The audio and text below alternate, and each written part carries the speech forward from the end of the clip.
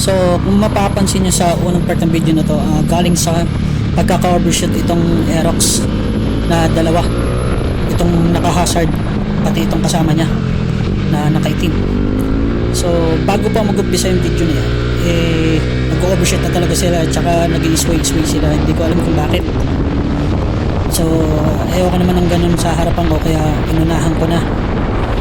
Ayan, dire-diretso na ako dito since wala nang mga gaanong motor o sasakyan. Dire-diretso na ako. Then sa part na to, yung pagkakurbada ng pakaliwa, makikita nyo side mirror sa kaliwa, yung headlight ng nakaitim na Aerox. Then itong part na to yung pababa ng BNK.